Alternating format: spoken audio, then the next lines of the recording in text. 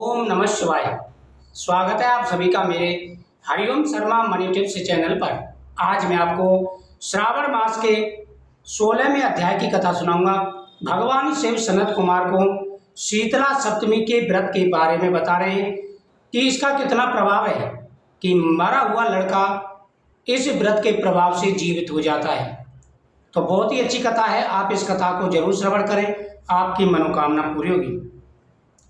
भगवान शिव कहते हैं, अब मैं शीतला सप्तमी व्रत को करूंगा। श्रावण मास के शुक्ल पक्ष की सप्तमी तिथि को यह व्रत करना चाहिए। सबसे पहले दीवार पर एक बापी का आकार बनाकर सशरी संज्ञक दिव्य रूप वाले 7 जल देवताओं, 2 बालकों से युक्त पुरुष संज्ञक नारी, 1 घोड़ा, 1 वृषभ तथा नर वाहन सहित एक पालकी बनावे। एक चौकी पर देव भगवान शिव और माता पार्वती की शीतला देवी की मूर्ति स्थापित करें और दीवार पर 5 जल देवताओं की फोटो बनावे, 2 बालकों की और 1 स्त्री पुरुष की और 1 पालकी की, जिसमें पालकी में पुरुष जो उस पालकी को खींच रहे हो, पुरुष संज्ञक। तो इस प्रकार से उस पालकी को बनावे और पूजन करें। हे सनत कुमार, सौराष्ट्र देश में सोवन नामक एक नगर था। अब भगवान शिव इसके महत्व के बारे में बता रहे हैं। सनत कुमार ने पूछा कि प्रभु इसका महत्व क्या है, तो भगवान शिव बता रहे हैं कि इसका महत्व क्या है। सौराष्ट्र देश में सोवन नाम का एक नगर था। उसमें सभी धर्मों के प्रति निष्ठा रखने वाला एक साहूकार रहता था। साहूकार धर्म कार्यों के कार्यों में लगा रहता था।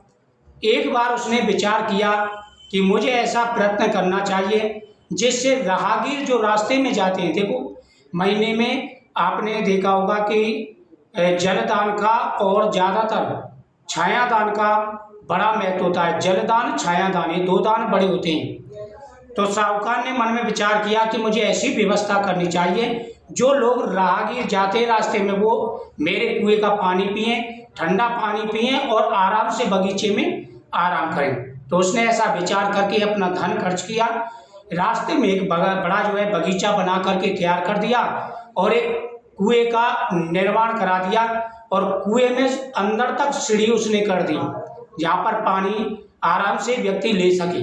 तो बड़ी व्यवस्था उसने कराई। लेकिन किस्मत से क्या हुआ कि बाग और कूप तो बन के तैयार हो गया, लेकिन उस कुएं में पानी नहीं आया। अब पानी नहीं आएगा तो राहगीर पिएंगे क्या?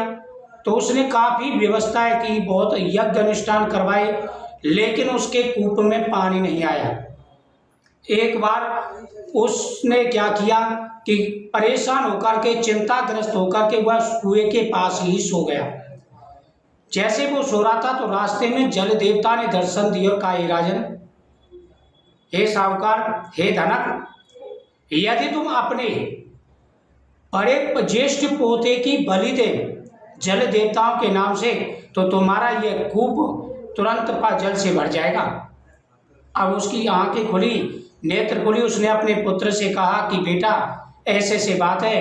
पुत्र ने कहा, पिताजी मेरे पास 2 पुत्र हैं, यह आपके हैं, आप धर्म कर्म का कार्य कर रहे हैं। अगर जल देवताओं ने मेरे ज्येष्ठ पुत्र की बलि मांगी है तो पिताजी आप दे सकते हैं, लेकिन इसमें एक समस्या है, क्योंकि मेरी पत्नी गर्भवती है और वह अभी अपने मायके जाने वाली है। जब वो मायके चली जाए तो छोटे पुत्र को मैं उसके साथ भेज दूंगा और बड़े पुत्र को आपको समर्पित कर दूंगा।